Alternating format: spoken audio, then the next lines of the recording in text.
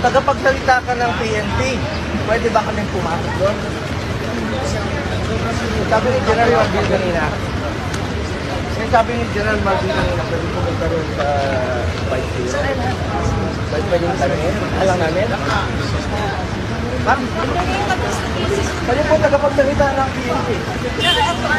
Officer, please handle the best president of the Philippines very well. Treat him well. Senator.